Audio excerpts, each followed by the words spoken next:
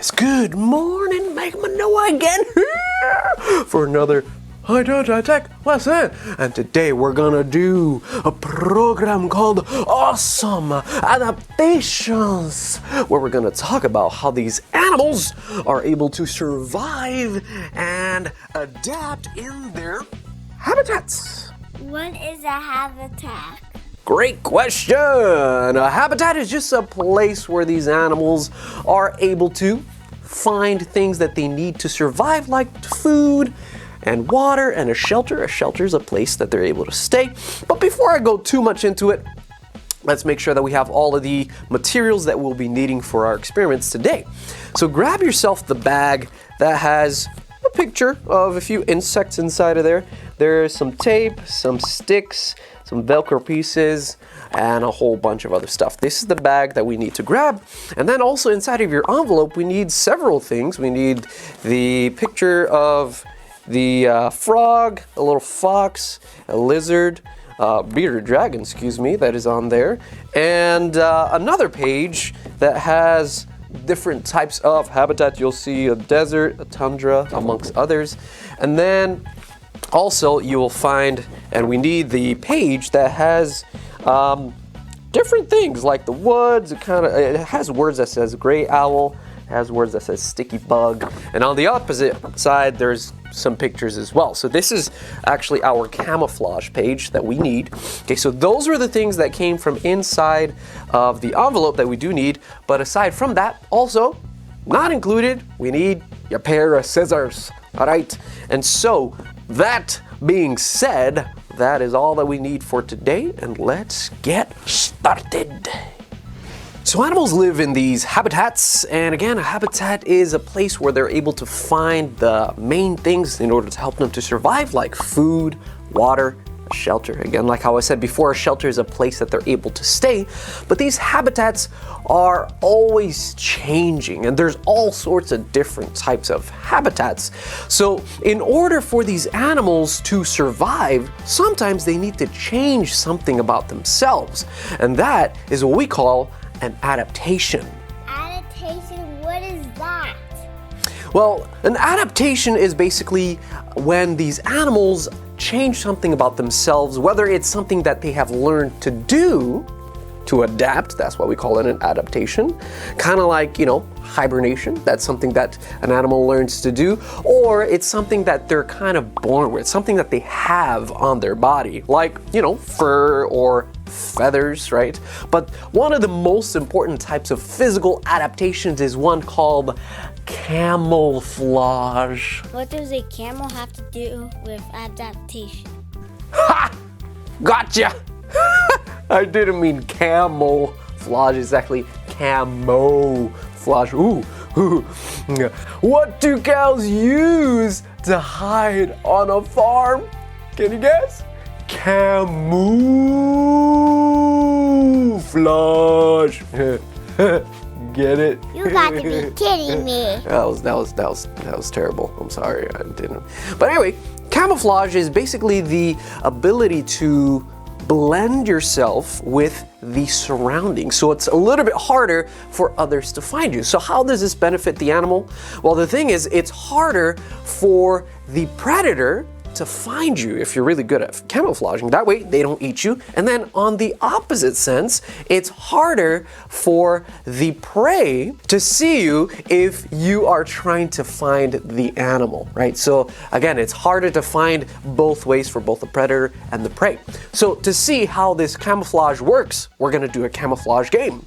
So go ahead and grab yourself the piece of paper, which is our camouflage page. The way you could tell is it has a leaf on it, okay? And this is also double-sided, so there's pictures on the back and there's pictures on the front. So let's turn to the page that has the leaf on it, okay? So if you take a look at this page, let's look at the top left picture, okay? So if you look at the top left picture, take a close look at this one. Can you guess what animal this is? Yep, it is Micromana. It's not Micromana, it's a frog. It's clearly a frog, guys. You could see right there. But notice, he looks almost the same color as his surroundings, okay? So we saw that this is a frog. This is actually a gray tree frog. So now let's look at the top right one. So here, if you take a close look, can you see the animal there? It's kind of hard to see, right? Do you see him? He's right there. I can see him. I can see him. Well, kind of looks like those leaves, but it's not a leaf. This is actually a gecko. What we call it is a leaf-tailed gecko. That's what it is. Okay, now let's look at the bottom left one, the one that is a leaf. Now this one's a bit harder, and this one's a better example of camouflage here. This time it's not an animal, it's an insect. Ooh, can you tell what it is? It looks exactly like the leaf, but guess what? This one's actually a caterpillar.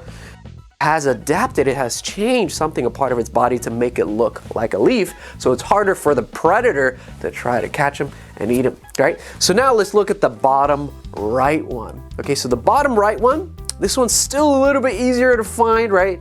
Can you see which one it is? That one right there? Is that Mama? No, it's not Mama. Mama doesn't live in the tree. But that one right there, as you can see, is an owl. So here is a gray owl that's hiding or being camouflaged along with the tree. So now that we did this side of the page, let's flip it over and let's do some harder ones. So the other ones on the other pages, these ones are gonna be really hard, okay? So now let's start off with the top left, okay?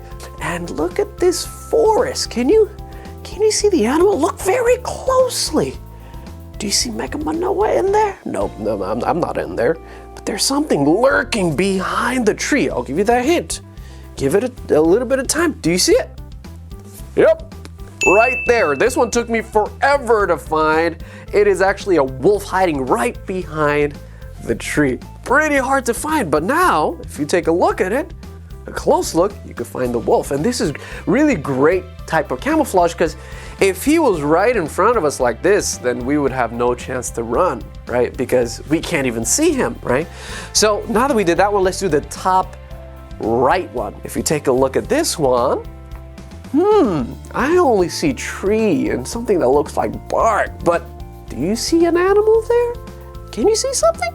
Yep, right there, right there. It's actually an owl, okay? And this is also a gray owl, okay? But it looks almost just like the tree. Pretty crazy, right? That's why we call this camouflage. Very, very useful for them to sneak up on their food, right? So also, if we look at the bottom left, I can't see anything. It looks like just a bunch of sticks. But if you look very closely, those are actually not sticks. Can you see it? Can you see the insect? It's a stick bug. That's why we call it a stick bug, because they look just like a stick.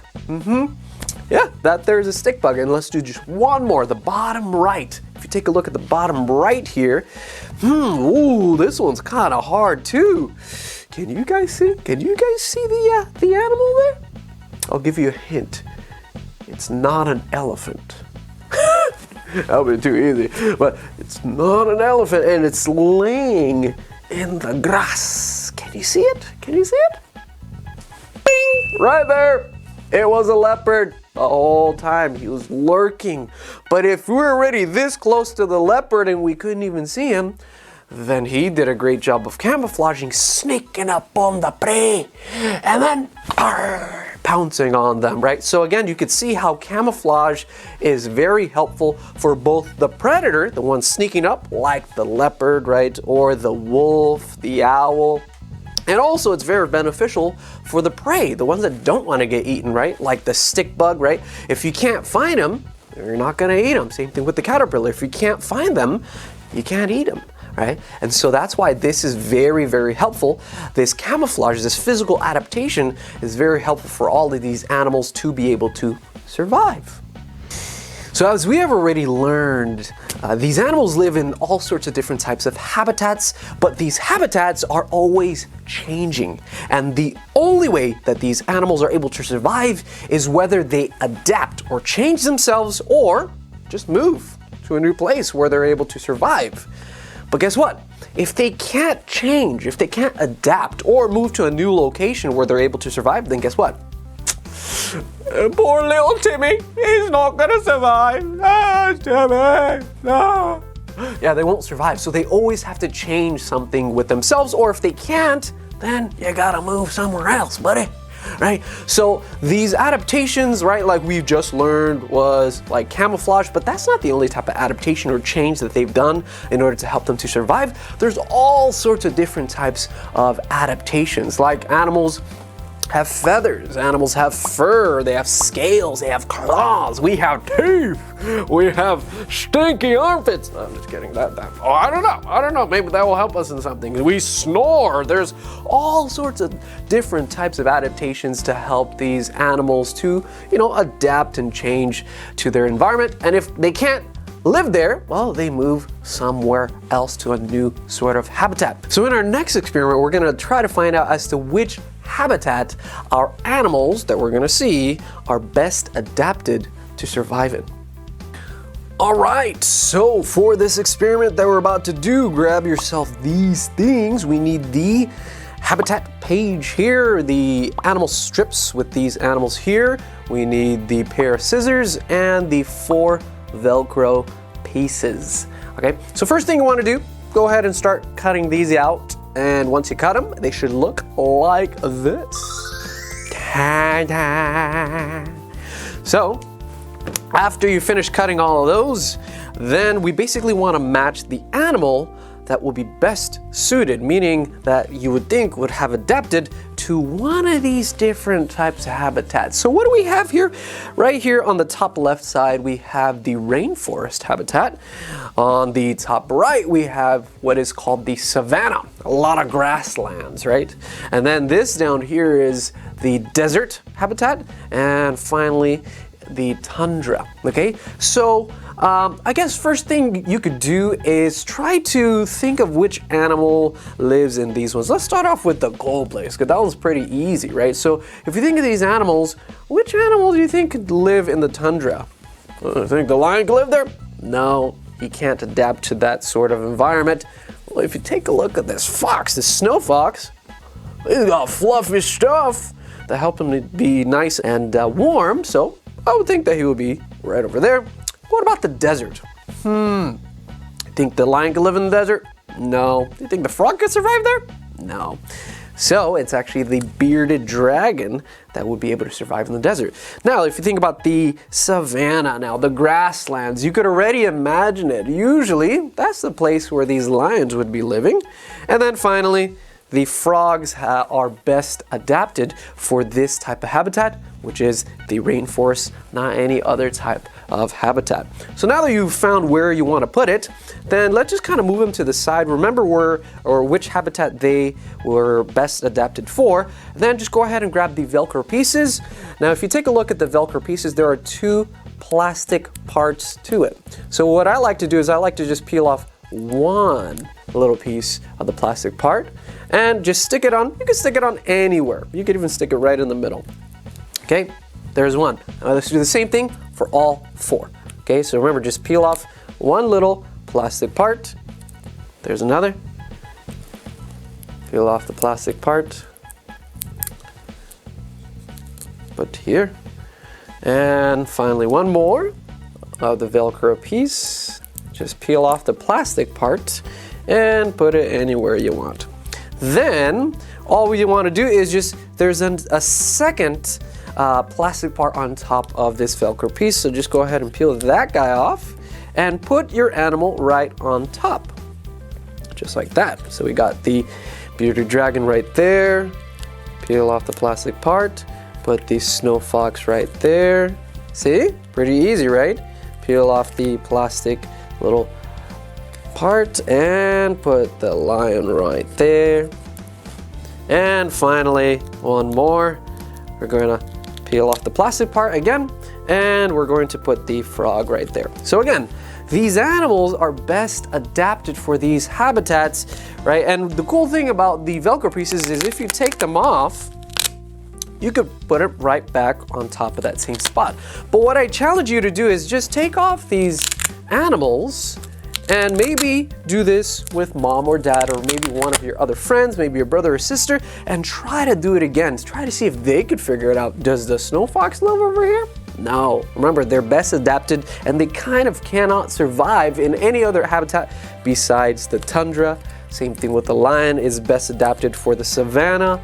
The bearded dragon is not best adapted for the rainforest, but the desert instead. And same thing with the frog, to the rainforest habitat. So if you think about why these animals are best adapted for these habitats, if you think about the snow fox as an example, he's got nice and thick fur, right? And well, if he has that nice and thick fur in the desert, he'll be way too hot. He won't be able to survive in this sort of habitat like the desert. And same thing vice versa. Let's say the bearded dragon or even the frog, let's say he went to the tundra. Do you think he'll be able to survive? No, he'll freeze because he doesn't have thick fur to keep him nice and warm like our snow fox here, right? Or even the frog, let's say he went to the desert. Do you think he'll survive there? Nope. First, you could, for sure it's way too hot, and him having very kind of moist skin, the thing is he will dry out in the desert for sure. So again, he won't be able to survive in that type of habitat. Even when you think about what we just talked about, camouflage, right? We see that his color is best suited for the rainforest. If he went to the tundra, he'll stick out like a sore thumb, like, oh, I could see him right there.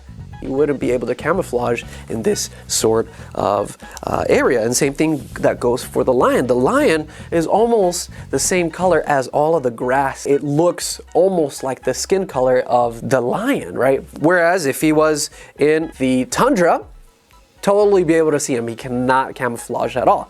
But he would be able to camouflage, which helps him to survive in this sort of location. So that's why they're best adapted for all of these different types of habitats. So through this experiment, again, we see that they were adapted for these locations. And if they can't, remember what they have to do? They gotta move to a different location.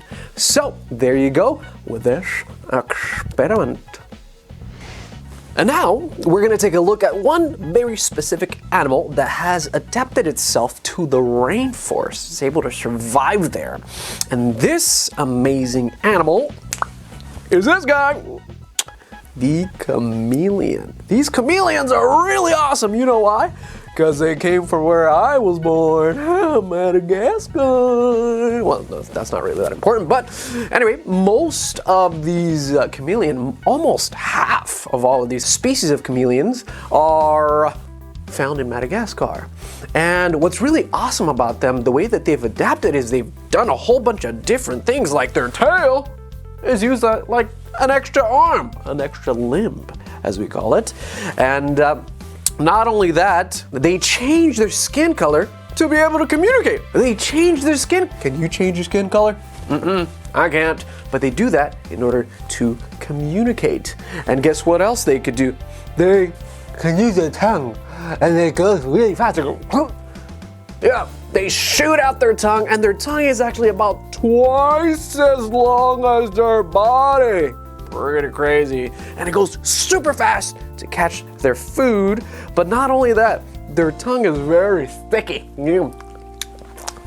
Very sticky to help them to catch their food like the fly. Okay? But I'm not done yet. There's even more really, really cool, awesome adaptations that they could do, which is they can see in two directions at exactly the same time. A chameleon can do what? Yeah, they can see two different directions like this.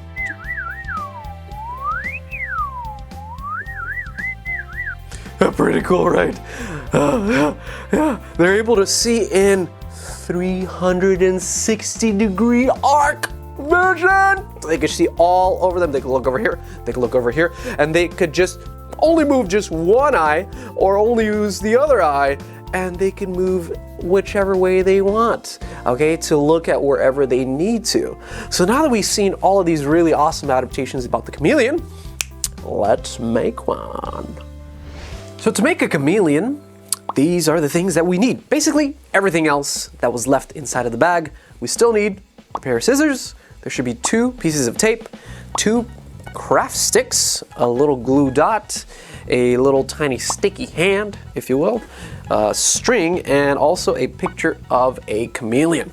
So having all of these things, first thing you want to do is you want to cut your chameleon just like this. Ta-da! So go ahead and cut your chameleon. You don't have to be as detailed as we went here, but then go ahead and cut the bag with the sticky hand in it. That way we could just take that guy out, get it ready for our experiment.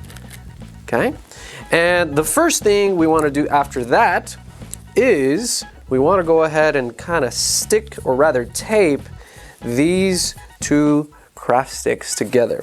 So you could just put them together like that, and then we're just going to use the tape to wrap that all the way around. So go ahead and grab your tape, peel it off, and wrap that around.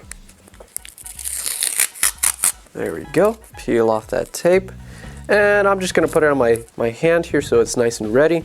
And once you get these two right next to each other, right on top of each other, then again we want to just grab that tape and put it right on top of there to try to tape these two guys together.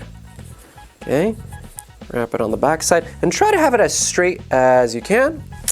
Okay, and then now I'm going to tape it towards the front over here, and try to make it also as tight as you can. Don't make it too loose. Okay, and there we go. Okay, so now our two sticks are taped together. Then what we want to do is we basically want to tape this sticky hand onto there. So if you look at your sticky hand, of course you got the hand part and then the bottom part. So what we want to do is we want to take the bottom part and leave it on our stick here. So put it right about halfway through on top of your stick. So I'm going to put the end of it right about in the middle of my stick, as you can see here. And then we're going to take our string and wrap it around this the end piece of our sticky hand. So I'm just going to take my string, put it on top, and wrap that around a few times. Okay, so here's one time, and here's another time, and try to make it a little bit tight too while you do this. Yeah, and just go all the way until it goes to the very end of the string, all the way around, just like that. Then, while it's like this, just leave it on the table so it stays, and then we're gonna tape that string by using this last piece of tape here. We're gonna tape that string right onto our stick here, okay? So again, go ahead and peel off your second piece of tape, and we're gonna put that right on top of that string. There we go. Just gonna keep it on my hand to get it nice and ready. Gonna lift this up and just get your tape. And remember, we wanna just tape just the string, right, onto our stick. So, gonna wrap this around and try to make it tight. And the reason why is so that the string doesn't unravel and get lost from our stick here. So as we can see, the end of my sticky hand is now really nice and stuck onto there, onto my stick. And then what we want to do next is we want to put the glue dot and the chameleon right on top of this, okay? So I'm going to put the glue dot, or peel that off, and then there's a little part that's sticky, that's the glue dot, and I'm going to put it right here, right on top of that bumpy section. And try to peel it off, and sometimes it doesn't really come off as easily, so if you're having a hard time, just use your other finger to kind of keep the glue dot down, just like that, and then it peels it right off. Just go ahead and take your chameleon and put your chameleon right on here. Okay, so the reason why we call this a chameleon is because remember, the chameleon has a really sticky tongue. That's why it's a sticky hand. Also, a chameleon has a tongue that is twice as long as his body. Pretty crazy. Now, before we do this, there's another part that we also need that I forgot to bring out, which is the picture of your bugs, okay? So we also need this guy. Don't forget this one, like Mega Manoa. Woo! Anyway, what we want to do with this is we want to cut out these insects. Now you could just be nice and simple, just cut it straight into fours, or you could just cut it like this. Ta-da! You could cut it like this. Now we have the food for the chameleon. Okay, so now all you need to do is just pick one of these, put her wherever you want to eat, right? And the way that we use the chameleon is just take the sticky hand, wrap it around, and you see this little part that's kind of like a V, right? All you want to do is, just pull it right over that little tiny divot, pull it around, and just hold it like that. And then if you let it go, if I let this go, as you can see, it kind of comes out and grabs whatever is in front of it, okay? So I'm just gonna pull this, right, again, through that little section, aim for the insect, and whoa, I got it. Here, chameleon, you gotta stay right over there. See, it's stuck right into that. And remember, the reason why is because they have very, very, very sticky tongue, right? And then you can do it again, right? Wrap it around over here and aim for whatever you want to eat, and if you want to challenge yourself, you can make it go a little bit farther, right? You could, try different angles, right? Do all sorts of things to try to catch all of these insects that you have here. You got 4, try different areas, try high, try low, try putting it on somebody, I don't know, right? So pretty cool, right? Again, the whole point of this is because the chameleon has a very long tongue, right? And it has a very sticky tongue, that it's able to use that to its advantage to catch all of these bugs. Ta-da! And have fun with that. Okay, so today we talked all about these different types of animals and their adaptations. Remember how they're able to change, and also because of those adaptations, it helped them to survive in where they live, which we call habitats, right? So I hope you guys had a whole bunch of fun doing all these experiments. And again, this is Manoa, and until next time, I will see you in Madagascar. I'm just kidding. I'll see you at home. Bye! And there you have it. Science that is really simple and really fun. So of course, if you guys want to do some of this stuff and you want us to send you some of these stuff that you'll need for all of these awesome experiments, then you know what you need to do. Just click on that link below, sign up, and booyah! We'll send it right to your door. And of course, until then, we're gonna be looking forward to sharing so much more hands-on science with you guys. Again, this is Manoa, and until then, I will see you at home.